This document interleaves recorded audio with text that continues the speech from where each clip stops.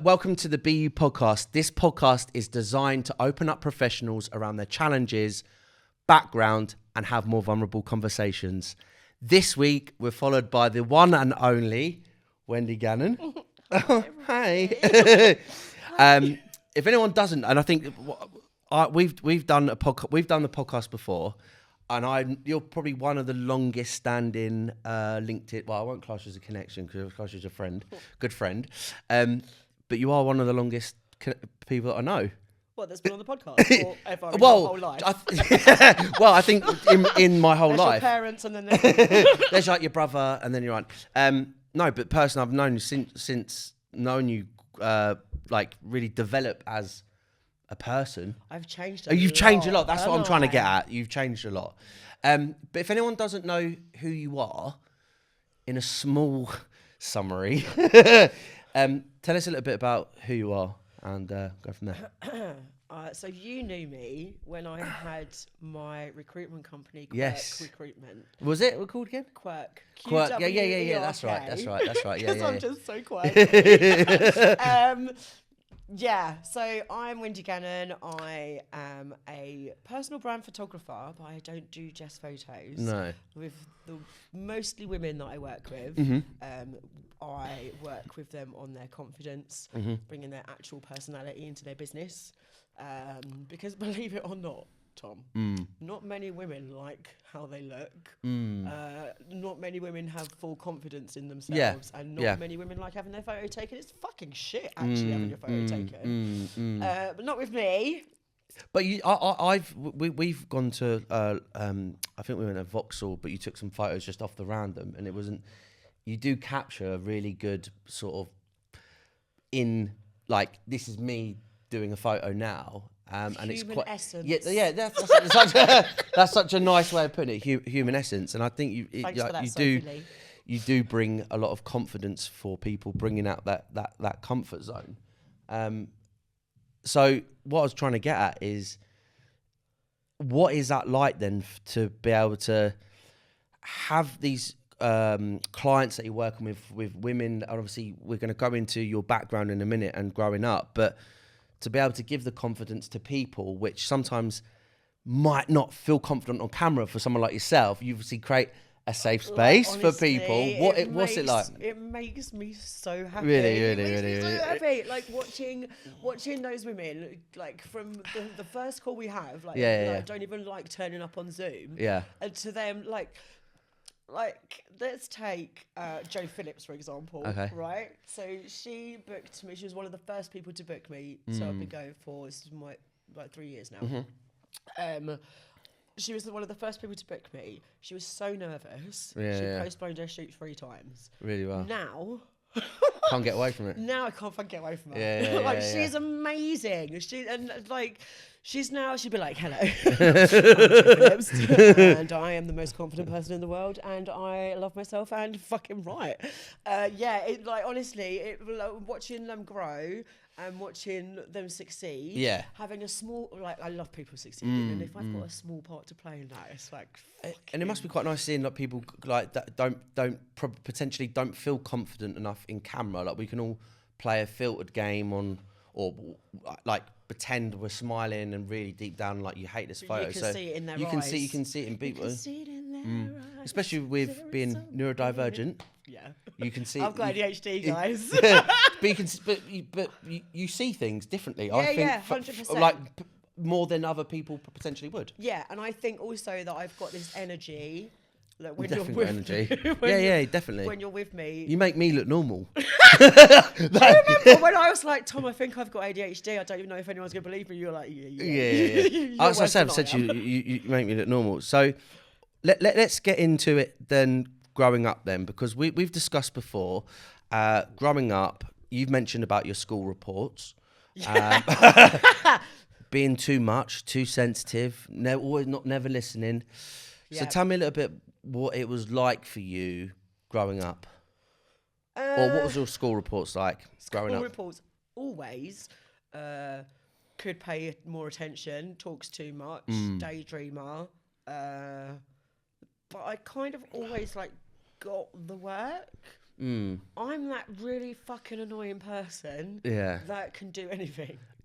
If you turn your hand to it, then I fitted windows, I can lay a carpet. YouTube, and 10 hours later, you're pro. This was before YouTube. Mate. This is before. This is teletext. I taught. Hey, let's play bamboozle. I taught myself photography. Yeah. I didn't have any lessons. I'm so annoying that, if somebody's played a computer game for their entire life, I'll come in and I'll give them one game and I'll beat them. You want to beat people. It's the competitive ADHD. I don't know if it is. It is. It's very much competitive. You always want to be the best at everything. I didn't think I was competitive. I'm the least competitive person in the world. Yeah. No, definitely not. But no, I can just do things. Yeah. I just am natural talent. 10 natural talent. 10. Yeah. So this at school then, because I remember we did an episode and you said to me, I felt like at school no one liked me. 100%. You didn't feel like that? I felt like nobody liked. I just felt like I didn't. Why did you feel like that? I was bullied for a bit. I don't know. Is that just because the ADHD were very much trying to people please, trying to fit in, and we always think that people hate us and stuff like that? So it was definitely that. It was definitely RSD. I don't think I tried to fit in too much. Did you get better? Did you get on better with boys than? 100%. Yeah. 100%. Bit of a lad. Bit of a lad, but also understatement. What are you saying? But also that's patriarchy. Okay. Right, because especially in recruitment, right? I thought, and I was conditioned to be that way because I thought that's what I needed to be. So you then obviously saw the different groups, and you thought that the only way to fit in is to fit in with other people than actually being yourself.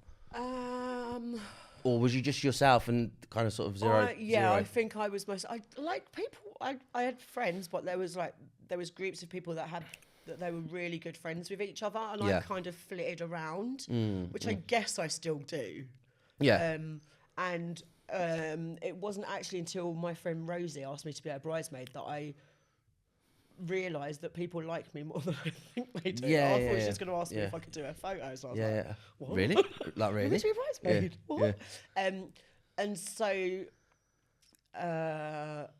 so as I've got older and grown up and realised and worked with my amazing ADHD coach, Siobhan Fox. Sorry for the plug. Not sorry for the plug. You're going to edit it out anyway. No, this is I don't edit it out. And so now I understand how my brain works and how to work with it. That actually, people do like me. I'm a fucking good person, and I'm just good to be around. So I think it was the ADHD in school.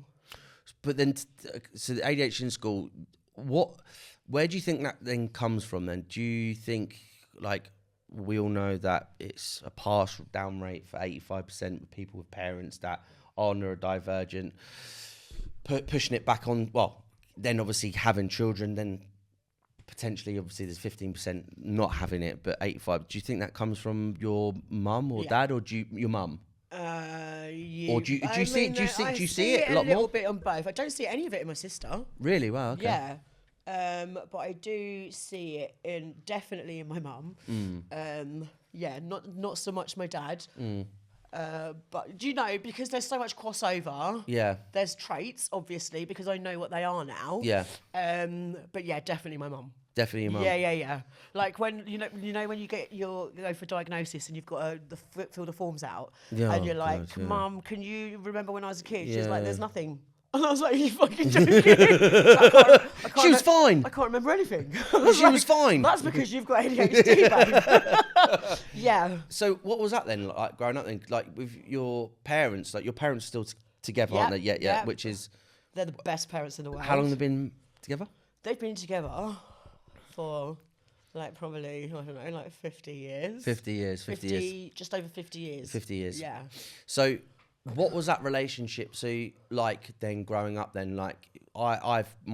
Luckily, my parents are still together as well. Yeah. And I find that it does give a different perspective being old values with your parents, like mum and dad. And it definitely took that along. Took that along. So what was that like for you growing up then? Like, was you always in trouble at school, or was that an understatement? Yeah. A rebel against... So there was a definite rebel in senior school because when I went up to senior school with my mum to view the school, right, a teacher or the headmaster or somebody said to me, "Are you going to be as good as your sister?" Right, so there was straight away, right. Fuck you. Really? And is your sister older? Yes. So do you think then, because I had David Breakspear on, and it's quite interesting because he had 6 brothers and sisters, wow. not 6 of each, but well, you know what I mean? 6 7 brothers for 7 brothers. Yeah, he had like obviously mixture of brothers and sisters, and he doesn't actually speak to them anymore. But what he found That's interesting. What he found quite challenging was that everyone. He was the youngest out of the whole of the his brothers and sisters, which when he was with people and having conversations, they always used to compare him to everyone else, and it used to be all their names and then him last. Yeah. So what I was trying to get at is, do you find that then it's always been trying to live up to your sister or trying to been hiding behind a shadow? And is it frustrating? Has it been quite frustrating? It's massively frustrating, really? And it's no one's fault. That's just what happens. But no, I did the opposite. I was like, now knowing that it's the ADHD that yeah. Like subconsciously, I was like, no, fuck you. I'm not going to be anything like my sister. I'm not going to live up to her. And doing that on purpose, just to prove a point. Yeah. Most definitely. Yeah. Definitely. I'm going to make a name for myself, but for different reasons. The wrong reasons to prove everyone like you're nothing like your sister. Yeah, but also because I'm that fucking annoying person that can do stuff. Yeah, I did no study, I did no work, and I still did. I mean, I got shocking grades, but considering I did nothing, like I still knew and I still did it. Whereas other people had to work really hard and study really hard to get to the same level. So I can't remember what I was going to say. That's right. So with your sister then, the relationship, what is that relationship like then to feel... do you still speak to your sister? Yeah. Are you close? Would you say you're close? I think we get on well. Yeah. We didn't. Yeah, no, we are close. Yeah. Yeah. My family's never been like when we went to go and see our grandparents or our extended family. It was only like a couple of times a year, so it was very much like our little bubble. Right. Like, and you've only got one sister, so that's it. Yeah. Yeah. So I see my sister. We talk on WhatsApp. I saw her at Christmas. Yeah. And see her a couple of times in the year, which doesn't sound like a lot. No. But we've got busy lives, right? Yeah. Of also, course. like when somebody's not there, you don't remember who they are. Yeah. Well, it's the ADHD in it, out of mind, unless you But yeah, no, we used to fight. In fact, she used to argue and I used to fight. Probably. She used to start it, you finished it. Yeah. well, this is it. I'll get my sister on you, Wendy. And it actually ended up being, yeah. Like when my sister was older and going out to like, well, not clubs because she was more of a grunger, but like the pink toothbrush or round acre, people would be like, "Oh, you're Wendy's sister." Oh, so right. I'd made a name for myself. Right. So she was now my sister. It role reversed. Yeah. You're Wendy's sister. Yeah. But also like, confidence-wise, and again, nobody's fault. It's just what happens. Like, I think we talked about this on the last podcast. Like, hand-me-downs. Right. Okay. So my sister, I mean, my mum tried to get us stuff, but we weren't rich, right? So she tried to get us stuff the same. But if there's hand-me-downs, if my sister's going out or something, I'm going to have it. Yeah, right? of course. Yeah, it's most common households. That's really fucking common, and actually brilliant. Yeah. Right. But in a kid's brain, you think that you only deserve what somebody else has had, and you don't deserve anything new. So is that? Do you find that then was quite painful growing up then, or I don't think I felt the pain at the time, or that your sister's getting all these new things. You're just getting the hand downs, but not seeing it from a logic perspective. It's not like it's. I've painted that picture. It wasn't like that. Yeah. And I don't think I felt it. However, having had therapy, and then understanding how ADHD works, that explains a lot of my behaviour. As in how you've acted previously. Yeah. So going it's from so interesting, isn't it? I know, I do interesting. I do love it. I do love ADHD. Concentrate. I do love it. So going into teenagers, you're not knowing that you've got ADHD. I know it's quite recent, we're coming to that when we go through your life. It sounds like you've been We've got many years to go. This is your life. Many. That's it. It's going to come out in a minute. So what was it like for teenagers then, growing up, and what was that like? Did you go to college or? No, didn't go to college. Went straight to work. Had a boyfriend at 14. He had an escort van. So. Well, okay, wait. So, left school at 16. Yes. Didn't like school. Not like so. I can't look. Do you have any? Really fuzzy. Okay. I don't. Is that because there is maybe parts of that from childhood or from school that you just want to block out? Right. No, I just don't think I can just remember it. No, there's definitely trauma in my life that my brain has blocked out. Okay. But we'll from childhood? No. From yeah, no, my childhood was happy. I was just awkward, and I just felt like you felt a bit of like you didn't fit in. Yeah. But then like the reunion dates come around, and I should have gone, but I was too scared that nobody liked me. But then talking to people again, they were like they're really lovely, and I was like. What? Yeah. And they still support my posts and stuff like that. Yeah. Or they'll Do you still speak to people? Anyone from school or anyone? So my best friend Marianne, her mum, bless her, was. This is from school. Yeah, so she lived 3 doors away. Her mum's the one that called me Wendy Woo. Oh, 32. So that's from. That's how I got Woo, because I lived at number 32. 32 Wendy Woo. Yeah. Oh wow. Here comes Wendy Woo from 32. She used to. Oh, that's the it. general story. That's the general. Okay, that's nice. I like that. Yeah, it's cute. Yeah, I like that. Yeah, it's really nice. How I got the 000 is much less nice. Okay. Okay, we'll come to that. Okay. So I still talk to her. I see her every couple of years. Hello. I see her every couple of years or so, and she still supports my stuff. I know she's there forever. Do you know what I mean? When you haven't seen somebody for 10 or 15 years, maybe, and then you see them, and it's like you. Yeah, it's like you proper, forever friends. Yeah, it's like a deep, meaningful. It's like forever. Yeah. So I've got Marianne, and there's no, not really. No. And that's it. So from your teenagers, oh my God, is there somebody that I've forgotten? That I'm really good friends. Really sorry. You're gonna get a message. How dare you forget about it? Then you're gonna feel bad. Then you feel like they hate me. Right. If I miss anybody out, I'm so sorry. I'm just gonna list everybody from my entire life. So you've left school at 14. Is 14? Did you say 16? 16. But I had my boyfriend from 14. Okay. So what was that relationship like? Rubbish. It just the kids. First love, think you're in love. Yeah, I think you're loving. We got engaged. You were engaged? Got engaged. I didn't want to marry him. What age did you get engaged with him? Oh, I think 16. So you got? Is it like, do you want to be my girlfriend? Do you want to get engaged, or just? He took me out to dinner, proposed to me in a restaurant, and bought me flowers. Wow! And you said? Yeah. ADHD impulse. Yeah. Yeah. We'll get married. You're my soulmate. I kind of knew that it wasn't. Do you feel bad because the people please and you felt bad? I don't want to upset him. Yeah, and looking back now, when you start having sex, right? when you start having sex and you think it's brilliant, right? Well, is it as at a young age? Yeah. Oh, okay. Do you remember when you're having sex as a teenager, you were like, oh my God, I'm so fucking sexy. And it's right. Well, this is what.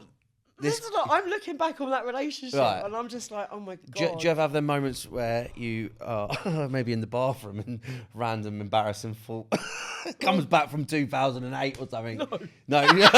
Yeah. No, you do. No. Well, I always think about sometimes just the patterns and recognition of brushing your teeth and something just comes to your head that you go, you don't want to remember something, and suddenly That memories, I can't believe I did that. Yeah, usually it's like, because I'm with Dave now. Yeah. Hi Dave, I love you. Like, it's still quite new, so he doesn't know much about my life. Hello. He doesn't know much about my life. Yeah. So so when you're telling stories, yeah, it brings back the memories. Did you? Well, I was going to come to that. I was going to say, like, how much does he really know? But I'm not going to ask that question now. Okay. I'm going to wait. So, engaged. Then you told your partner at the current time that didn't want to be with you. Yeah, and then how did that go down? I went to work because we were living together. Okay. I went to work. Weirdly. Yeah. Side quest. The first flat I moved into with him, I saw Marianne not long ago, and her son's girlfriend has just bought that flat. What, the place that you used to live? Yeah. That's weird, isn't it? So fucking weird. They've seen some love letters in the loft that they found, and oh my God, no. Hello, Wendy. Hello. I love you. How will you marry me? Like, buy me a bigger ring and I'll think about it. Yes. Yeah. So that ended. I told him. How long was you together? Was you together? We were together like 4 years. Okay, so that takes you then into being 20. What did you say around about 18. Right? Okay. Ish. 18. Okay. Takes me to 18. Yeah. When I bought my first house. So you bought your first house at 18. Yes. So what was you doing for work? I was working in House of Fraser in Lakeside. House of Fraser, yeah. So is that a retail store? Yes. Yeah. Is that furniture or is it everything? No, it's everything. Okay. It's a bit like a John House Lewis. Of Fraser. Then it turned to like a John Lewis. Like a John Lewis. Okay. Then it turned to Debenhams. Oh right. Okay. Wow. And then Debenhams was no more. Well, yeah. But that was after working in orders. I loved me a department So you got a house at 18. That must be quite like. They shouldn't have sold it to me. Absolutely fucking shouldn't have fucking sold it to me. You just, like it's so bad. Was it a lot of ADHD? I could afford that, and then my sister bought a house, right? Yeah. They were doing 100% mortgages. Right. They were doing 5% cash back. Okay. And you could use that cash back as your deposit. Right. I had nothing. Really? And then I had a house. So no deposit? Nothing. I've got a few free jelly beans. No, because I would have ate them straight. Like. Yeah. Absolutely not. Yeah. Wow.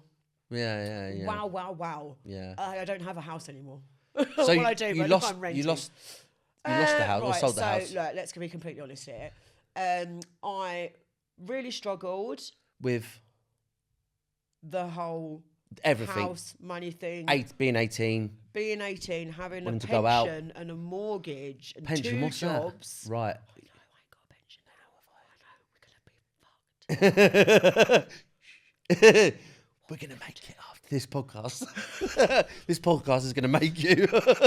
Hire me so I can retire. Right, so anyway, I 18. could say all of this really, really quickly, Okay. and then you want to come back to things, or we can go through it slowly. No, we can just say it as it is without thinking about it. Right, okay. So bought the house, met a boy. And this is another boy. This is Emily's dad. Met a boy. Okay. Domestic violence, domestic abuse. Managed to get rid of that boy. Started having Emily was 18 months. I went back to work at 7 months, which is when I stopped breastfeeding, and these babes are really good. I was single for like 6 years or something like that. I'm on a roll. We can go back to any of these points. Okay. And then after, it was just me and Emily, and I was working, and it was really, really hard, and I couldn't pay my bills. And any money that I got, and I still do this because I can't see the future. Right, no. Any money I got, I would spend on her clothes or her, I don't know. But it wasn't stuff that I needed to spend it on. Okay. My house was a shithole because I just didn't understand. I get like anxiety putting the bins out and stuff like that. Now I understand. Yeah. It's all ADHD. Yeah, right? of course. And the amount of fucking guilt that I've carried from all of this for her fucking childhood. So in the end, because I didn't pay my council tax, they made me bankrupt. Right. So you were struggling with the ADHD.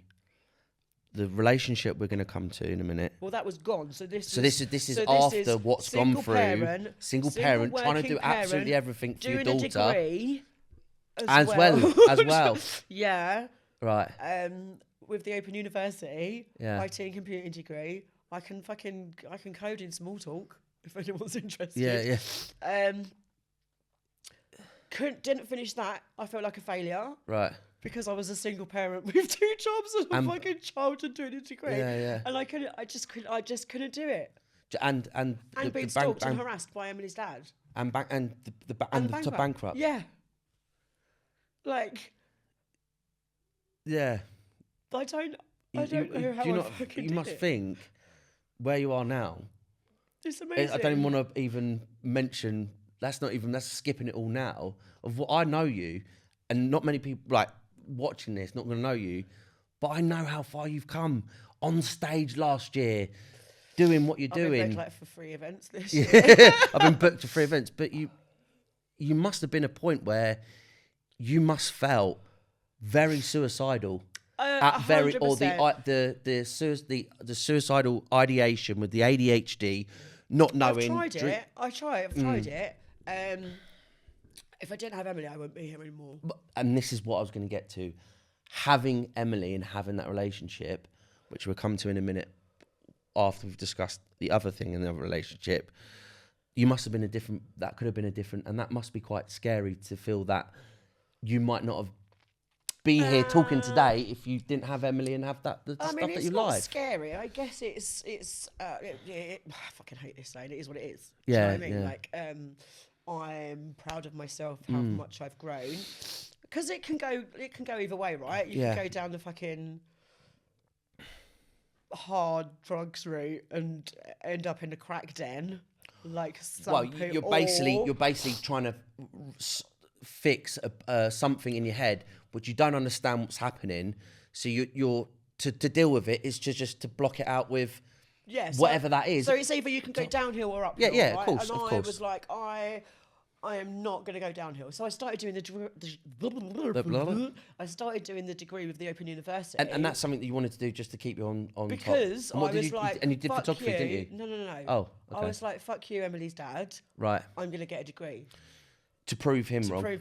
Okay, before we go to there, you met Emily's dad when you were 20, 18, 20, 19. What, because you've been in a domestic or DV relationship. Let's say DA, domestic abuse. Abuse, okay. Because it covers everything. Okay, domestic abuse covers everything. What are the signs of someone being in that? Because I know there's going to be loads of people listening. If someone kicks your cat the first time you meet them, they're going to beat you up. Really? And do you think that's very much like love bombing and that kind of element? There was no love bombing. And he was just a pure cunt, and I thought that's all I deserved, is what therapies told me. Yeah. What was that? How did it lead up to it? Because I know what it's like trying to people please someone, and you're treading on eggshells just to be. You're basically turning into someone that you're not. Yeah. Did you feel that then because of the 100%. ADHD that you're consistently pleasing someone? 100%.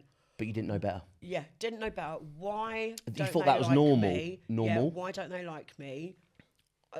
I don't think this at the time. Why don't they like me? But like in your actions, and you do change who you are because you think that they'll like you more. Just to please. Yeah. Yeah. So I met him in a pub that I was working at because I was doing 2 jobs to pay a mortgage. Yeah. Came round for a date, never left. Pregnant 3 months later. So, do you think any neurodivergence in that relationship? 100%. Oh, just like my daughter has got both of it. Right. So being neurodivergent yourself, probably mask a little bit in that relationship to maybe hide some of the the elements. He doesn't know. He wouldn't know. He wouldn't know. It's just natural masking. You wouldn't know back then. Life. Yeah, because of life. Yeah. Him being neurodivergent as well. What is the build up to that then? Because I know you, and you're such a lovely person that you want to do everything for everyone. Very kind, hearted. You go the world and back for people. I can't see that how could that develop then into a DA relationship, or what how did that start? He was an alcoholic. Right. And he did loads of drugs. Then there was like a time when he would drink that there was a click and his face would drop and he would just turn to evil. And I know people are going to understand what I'm talking about. And then you know you're fucked. And you can't even escape. I was actually, the first time it happened was when he found out I was pregnant, he pushed me down the stairs at my mate's house. And then because you're pregnant at this. Pregnant, yeah. And you're getting. Yeah, so I was their living room was upstairs and their bedrooms were downstairs. And then I went downstairs and laid in the bed. The bathroom was also downstairs next to the bedroom. And I was like, I just didn't know what to do with myself. And that was like, how many months pregnant when you were? About, I don't know, like weeks. Okay, weeks at that point. And he understood that you're pregnant. And then I drove him to the birth of his son. Anyway. So see, this is how nice I am. I drive my fucking baby daddy to the birth of his son. You've just... babe, honestly. Anyway, I was in the bedroom having a lay down. They were going to go and talk to him, whatever. He kept going to the toilet and coming into the bedroom and telling me if I don't fucking leave, he's going to go and burn my house down. But he better not catch me leaving. So he's trying to trap you by saying if you leave... No, if I don't leave this bedroom... Right. If I don't go home... Right. He's going to burn the house down. And this is your house? Yeah. So if you don't leave your own house... No. Sorry. Around my friend...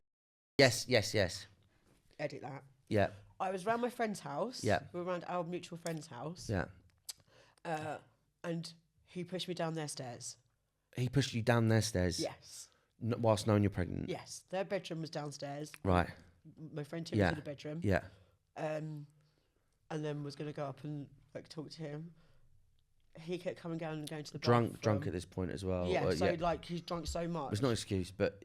No, when he drink, excuse me, there'd be a point where there'd be a click and it'd switch. Right, check on hide. Did you never not beg him not to drink anymore? Because obviously you must have loved him. Begging no one to do nothing. No. Because why should anybody change? Yeah, no, me? yeah. Yeah, do you know what I mean? Yeah. But you thought you could fix him.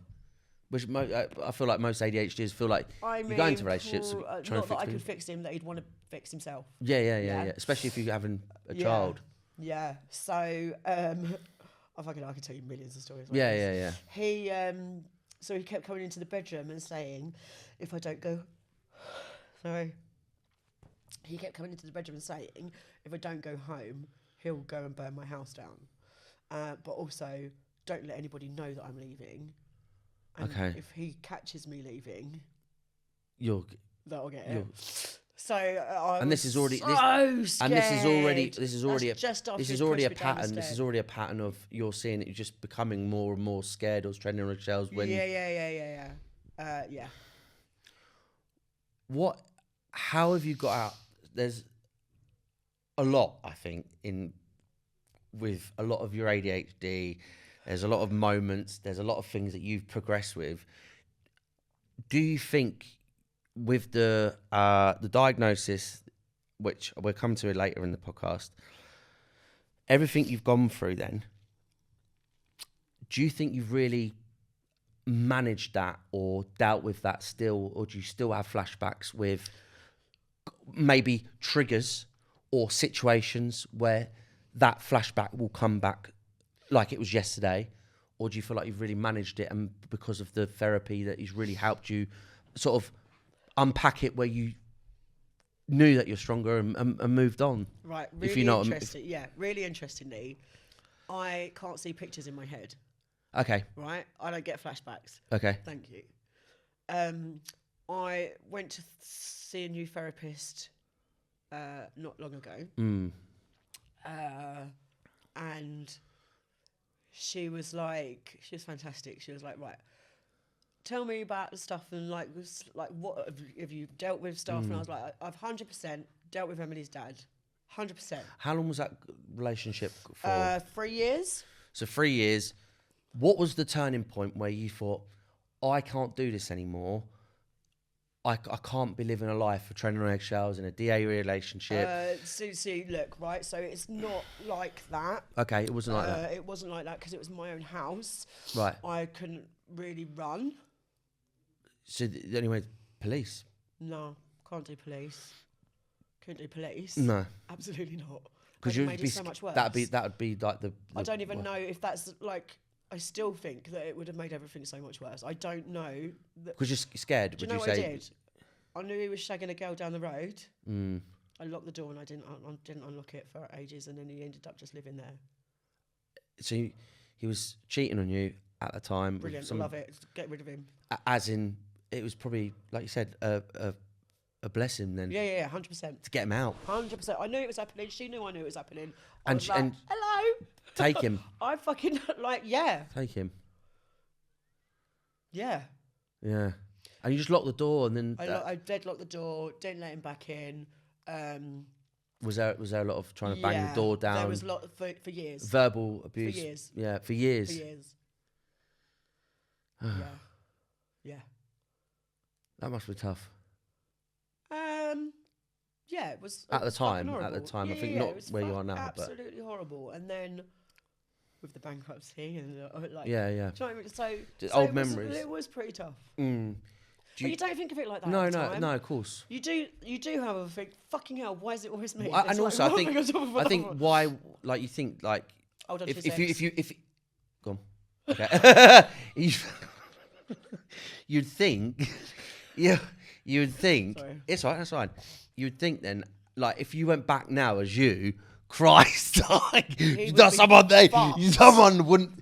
I know you don't. I know you. Do not take any shit. Absolutely not. Absolutely not. Absolutely not. But if you went, what would you sort of tell yourself? Like, if you was the Wendy that you are now, what would you tell your younger self? He wouldn't even come near me. Because you know, he would. But what would you tell someone? What would you tell someone that's? Well, I do that now with Female 5 Million. Like. But what if anyone is in a relationship? What would you say to someone that potentially would need? What is the best course of? There's no one best course of action. What you need to do is let them know that you're there to support them. Let them know what the options are, and that it's not their fault. And do you think you very much blame yourself then? 100%. At the time, you're blaming yourself. It's like, do you? Sometimes. Why? Because sometimes I'm like, all of these people can't be fucking wrong. But why? You know you're not. Do you know what I mean? Like, I know it's not, but sometimes, and I still have shit fucking. Do you think you blame yourself because of the ADHD as well? No, I don't know. But I'm like, all the men that have been shit, like, people who've shit on me, people who've said that I'm crap, or like the bosses that I've had that have been awful, all of these people can't be wrong. No. But it's because people don't understand and don't get it. I said it to Dave the other day, and he was just like, "Just give me the biggest, like, fucking tells me I'm beautiful and just loves me." But you probably don't, and the thing is, we don't believe it. I tried to sabotage it so hard. It's so much because you say to someone that, "Oh yeah, like you're beautiful, you're gorgeous," and stuff like that. As much as anyone can tell you, you are beautiful. You don't believe it yourself because you've been tarnished. But you do now. But you're tarnished with, I'm never good enough. Like, for your whole entire life. I'm never good enough. I can't do anything. I have to. Like, isn't it something like we get like 28,000 negative comments? Yeah. Imagine that as a kid. Yeah, I know. You're not listening. What? It has to be now it comes into adulthood. To us, and then what we say to ourselves. Because now you feel like everything has to be, and that's why you probably, when you do your work, has to be perfect. Oh my god! And then I fucking shit myself. I think everyone hates my photos. You send it over, they're not gonna like it. God, I literally shit myself every time I send over photos.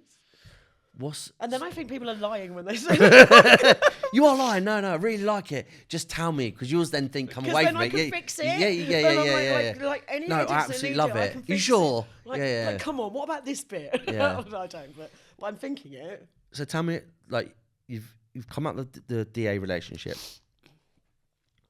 with And how old was Emily at that point? 18 months. 18 months. Where did you go to? Your mum's? No. I stayed at my house. So you stayed at your house? I was not fucking leaving But you got bankrupt. mortgaged house. Yeah. Well, like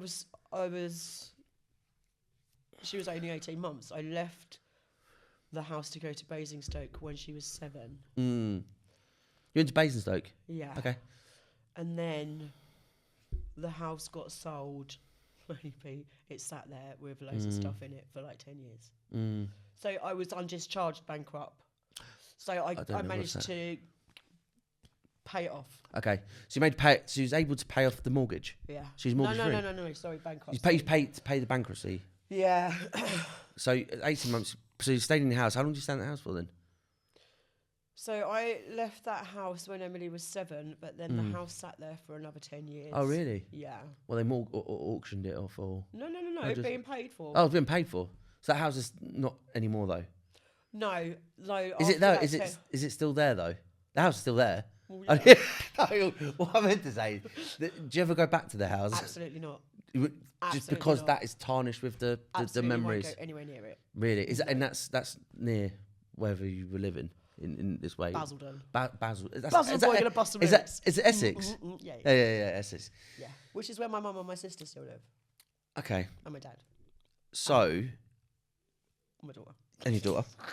So going back to this then. So you're raising your daughter up, Emily, as a single parent by doing 2 jobs and stuff like that and helping. Do you think then, you've mentioned to me, but for the podcast, that you think she's ADHD or going through that, or has gone or going through that? She's definitely neurodivergent. Virgin in some capacity, Yeah. either ADHD, whatever. Do you think then that built a really strong relationship for you, being a single parent, you and Emily together, growing up, especially being seen, you said to me, that verbal abuse in front of Emily, or is that Emily's dad, or was that a different partner? So there's a different partner. So it's a different partner, okay. Do you think... was more coercive control, financial abuse, like mental abuse. Okay, hold that thought. With Emily growing up then, do you think that made that bond stronger? We sisters? Best friends. She held my hand walking through the town till she was about 17. Really? Yeah. So you're like sisters and best friends, mother and daughter. Yeah. So tell me a little bit about the boyfriend after that, then, because whenever I ask the universe for anything, I actually get it. Okay. And I asked for a knight in shining armour. Okay. I just was not specific. Right. A knight in shining armour. Come and take me away from this rubbish. Okay. Is what I asked for. I wished on a star. Was you going back into trying to go back into a relationship after what you've been through? Was there a lot of reserved thoughts or emotions after what? I mean, probably trust for men in general, just thoughts and perspectives on being in a relationship with someone. No, probably. Am I good enough? Do you blame any? It was all on me again to make it work. Do you blame any of the domestic, which is not your fault? Did you think at the time it was your fault? You deserved it? Yeah. Yeah. Yeah. Yeah. And I also didn't think that it was bad enough, or I'd been hit enough or abused enough for anybody to care, or for anyone to believe me. That must be quite tough. Not to believe you, or. Yeah, it was more the so that's, we'll come to it, but that's why I started Female 5 Million, and when I burnt out at the end of last year, having done the exhibition and everything, I also felt the same. Like, I wasn't selling loads of tickets, and I felt you felt that elastic band being pulled back again, which we all know how hard that is to feel that sort of thing. So sorry. So hold on 2 seconds. Okay. So tell me then. You tell me I can't do so. No, I'm not going to. So you went into another relationship. Yeah. And that was a similar. Horrible. It was so much worse. Worse. So much worse. But didn't you sort of see the signs from? Babe, there were millions of signs. But there were millions of signs, millions and millions of signs from the first second. But did you not think then at that point then that's normal relationship? As in, you would normally think this is normal.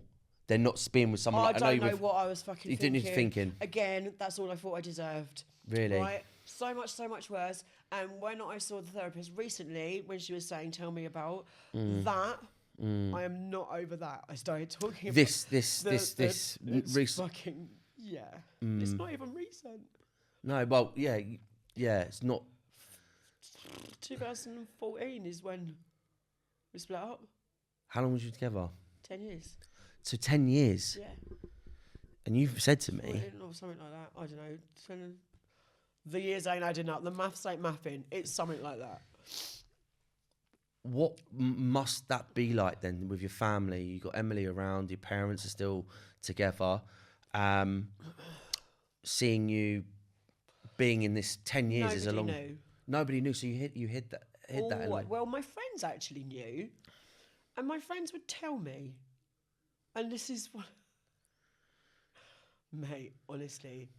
My friends would tell me, and they hated him, and they'd sit us each down separately and say, do you know that this is abuse? And do you know that this is happening? Do you know you're doing this to her? Stop it. Do you know he's doing this to you? Don't let him. And then when you split up, they fucking go to him. Really? Yeah. So they've gone to support him, not you? Yeah, one of them. And then my best friend, like when his kids died, I'd have him. Kind of a best friend. Yeah. Don't speak to him anymore because he's gone. Okay. Like, so oh god, there's been quite a bit of loss in my life, even though. Oh. Fuck's sake. Sorry. Don't be sorry. It's fine. Yeah, lost through just relationships because of being with someone. That's lost. You've lost relationships because being with because of your friends, because of your I was with somebody and I really, really loved them after that 10-year thing. So you was madly in love with this with another guy, who was not abusive. So this is nothing to do with nothing to do with anything. Okay. And I broke up with him because I deserved better. Right? He just wasn't. It was a bit of a. I think he had ADHD as well. Rubbish with money, just things happened that I didn't deserve. And so I was like, I fucking deserve more than this. So I finished the relationship. I was so proud of myself. Yeah. However, I did love him at the time with all my heart. And then my friend was like, just to let you know, I'm going to his wedding. And I'm like, that's not okay. He abused me and my daughter. And you going to, like, that's basic, like, you're the one who told me you fucking hated him and to get out. And then now going to the wedding. And now you're going to his wedding. That's basically you saying, it's like he's changed. I'm like, fucking, I mean, he probably hasn't, but fucking brilliant. I hope that he has. I really wish him well, and I really wish his wife well. You can't change the past though, can you? But he still did that to me, and that is our lived experience, and you're basically saying that that's okay. So no, we can't be friends. No.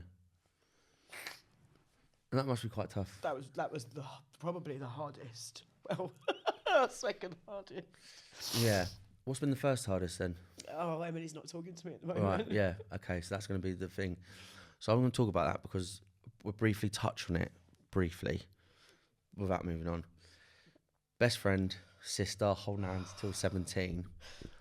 What's it like been for you with, and I'm going to come to diagnosis in a minute because we haven't got 10 minutes left. Fucking hell. we haven't even covered most of it. We need to do a part 2. We will do a part 2. But trying to understand your own ADHD, trying to somewhat mend a broken heart, a broken fucking brain, just broken. Not you're not broken, but everything going on with the relationships you've gone through. How have you done it? How have you been able to be a mother, an ADHD to a neurodivergent child, to grow up with this? Christ, give yourself some credit. But how have you still got through it? What has been one of the things that's helped you get through it? People. The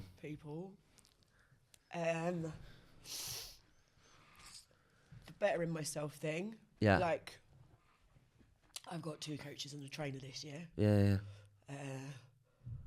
You've got you've believing in myself. I never believed in yourself before. Never. But you know you're good, and the work that you do, your photos. I'm good. But you know now. I know now. The 10-year one was also a photographer. Oh right. Like, you've always put me down. You're never good enough. No, I'm not as good as him. Oh yeah. Please. Yeah. Yeah. I'm really good at what I do. I'm passionate about what I do. I fucking love hard. I love people. Like, Heart on your sleeve, though. I remember growing up, people were like, "Don't say I love you." Like, why are you saying I love you to that person? Like, I fucking love you. I fucking love you. I love you. I don't give a fuck if you think it's bullshit. I fucking love hard. And what you say is what you say. Is what you feel. Exactly. Yeah, of course. Right. I now am myself, unapologetically. Yeah, you are. Yeah. If you don't like it. I mean, who There's doesn't like me? If you don't like it, you're not my person. Like, that's it. Because we all know that with the ADHD that the labels come with us too, and I know I've had it. You've probably had it. Too much. Too quiet, sensitive. Calm it down. Why don't you stand? See, we get that as women anyway. Yeah. And you're very much the hyperactive. But do you ever have the intent? Well, I bet you probably the best thing is. So my diagnosis is combined severe ADHD. Inattentive. So I've got it all. Yeah, inattentive and the hyperactive. And people are like, "Do you think there's autism?" I'm like, absolutely. No, I don't think that's I'm just fucking full blown. Yeah. Because you do like as you know, I love you. Like, you make my ADHD look mild when it's not. But I think when you've got someone else that is neurodivergent, especially a big, super big personality, it quietens your own person. Like, I'm not saying you quieten me, but I'm saying I'm tuned. I'm tuned into. I'm more in tune with you. But you, if I went into a room, the aura and energy would be around you. I'd be like the quiet one. Because I'm not trying to saying take the limelight. No, I know what but you mean. You know what I mean, though. But I'm saying there's different levels of energy. Yeah, I think there's different levels, and you're definitely out there more than me. More than most. more than most, which is fantastic because. Can you believe that I didn't know that I had ADHD? Well, I told you this years ago. It's fucking bonkers. But then, as I was going to say, come to it. Then we're talking about. We've not even covered it. But how much has an ADHD diagnosis really impacted and changed your life? Right.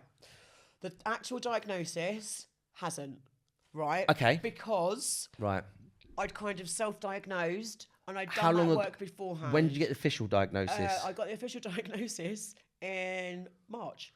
Only last year? Yeah. Even though we've done loads of talking, and we knew you knew anyway. Yeah. I think in general. Well, I didn't know. Right.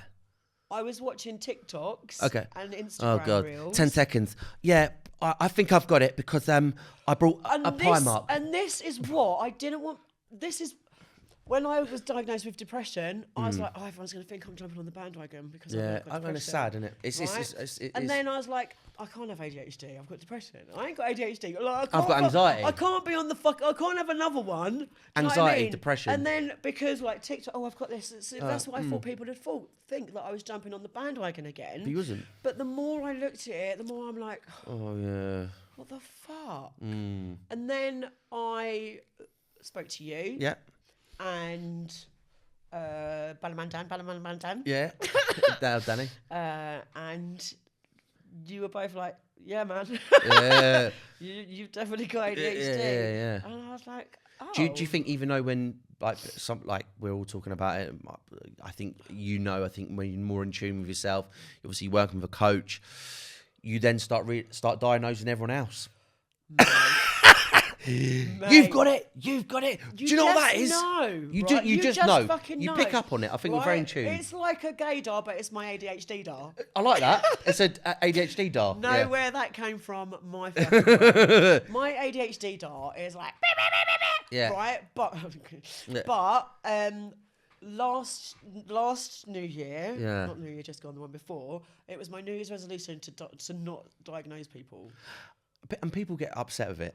I've upset a few people. I've remember. Yes. Yeah. But I don't. But I'm not meaning it. And nobody means to do it on purpose. And like when I told somebody that I had ADHD last year, they were like, "Yeah, I know." I'm like, "What the fuck did you tell me?" But if you had told me, I'd be like, "Fuck it." Do you know what I mean? There's no winning. But I think when people hear it, they're like, "How the fuck do you know? How do you know that I've got it?" So now, if I'm talking to somebody, I will clock it, but I'll keep it to myself, or I'll lead the conversation in a way that they might come to that conclusion on their own.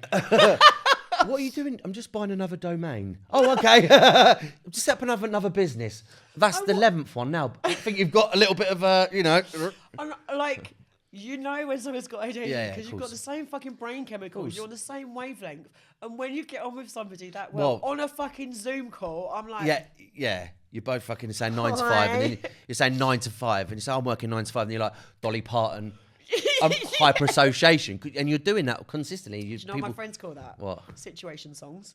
Oh, really? Yeah, because whenever anybody says anything, I've got a song for it. Of course you have. So my it's the good friend Liz hyper-association. Stokes calls it a situation Love that. song. That's good. Look, we've got 5 minutes. and I really want to touch on the positives now. Okay.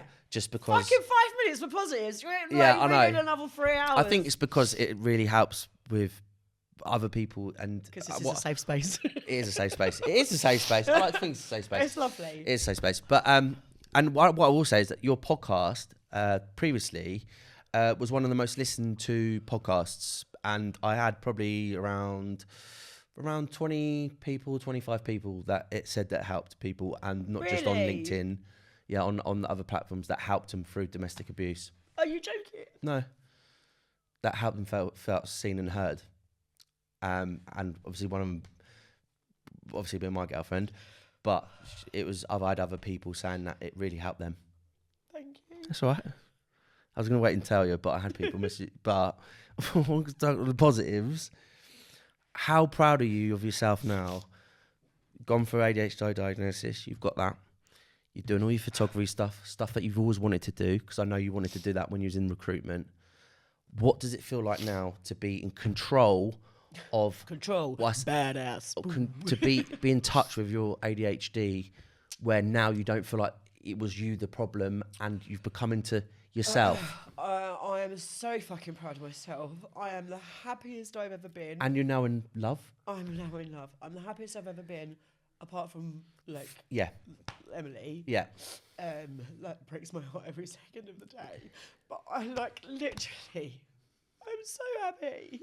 Why am I crying? I'm so happy. I'm really proud of myself. I literally get to... Do you think do you think that you would ever got here?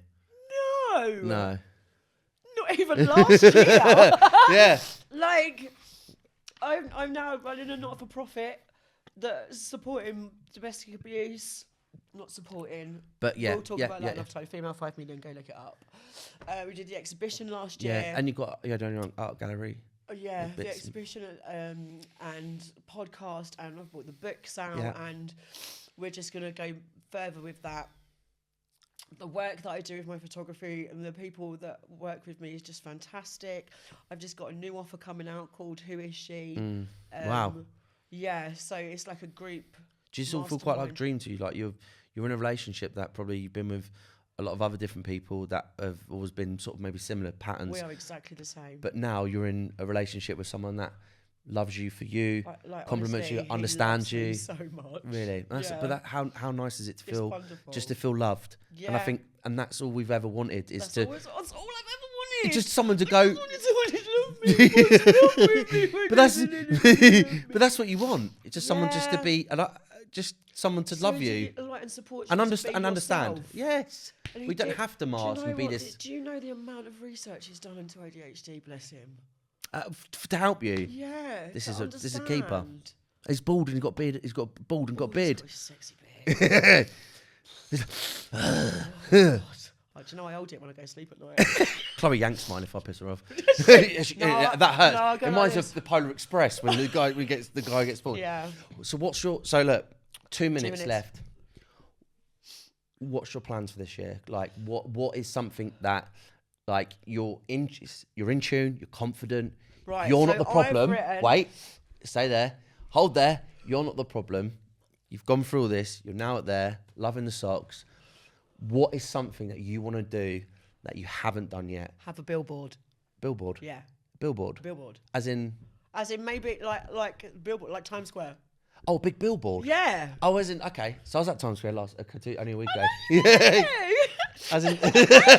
yeah. So a billboard a billboard with my photography on it. Amazing. Yeah. And is that, and you think that's obviously will be achievable? Yeah. Yeah. But what's some micro goals, some things that you want to do that will take you out of your comfort zone? Because we all know. So this group okay. thing is, because it's going to be like 5 women. Basically, we're going to be doing what I do with my one-to-one clients in a group, and I've never done a group mastermind. Okay. I've never run a group. You do public speaking? You're brilliant at. Like I've seen you when I come to watch you at the Expressions evening. You're brilliant. Thank you. I am. Anyone wants to book me? I do children's birthdays. I do children's birthdays. I bring the energy. But these are things that you want to be doing? Is there something you want to be doing this year that you haven't done? I just want to make more people's fucking lives better. You love you love helping people, and sometimes you love giving out. And earn loads of money. And people saying to you, and go on holiday. Thank you. Like that's. Oh my God! That is better than any drug you've ever had. Someone going, thank you so much. You've helped me. Give me confidence, and I fucking look amazing. Have you looked at my recommendations on LinkedIn? I haven't seen them. Mate, go and have a look. All right. You'll be there for ages. There's loads. Yeah. It makes me happy. Yeah. It's a massive dopamine kick. It's nothing but what I need to do this year that I haven't done is take breaks. Okay. Have a holiday and not burn out again. Yeah. At the end of the year. I also like that with ADHD as well, especially when we're spinning so many plates. If we take a day off, we feel like we're failing. Or always feel like that if I'm not busy or being proactive, I feel like I'm a shitter. If I've worked 7 days and then I'm sat on the sofa knackered and Dave starts doing the housework, I feel like that I need to be doing the housework. Or be doing something just to feel productive. And he's like, what are you doing? Like, relax, chill. Cooks me. Hello. Butter in the bath. Yes. Yeah. Yeah. And that's it. So, do you know what? Thanks ever so much for coming. We haven't really covered anything really, but I think that I am really, really proud of you. Thank you. I think you're an amazing human. I've got a lot of love and respect, and even though I haven't seen you for a while, it's just like picking up the phone to someone. It was yesterday, just like the ADHD thing. Pick up a conversation. If I didn't speak to you 5 years, I was pick up a conversation yesterday. So thank you, and I'm really, really proud of you. And carry on, keep doing. Well. Thank you for coming on. Thank you for coming on to my podcast. Yeah, you too. Thank you for letting me come. That's right. All right, thanks, mate.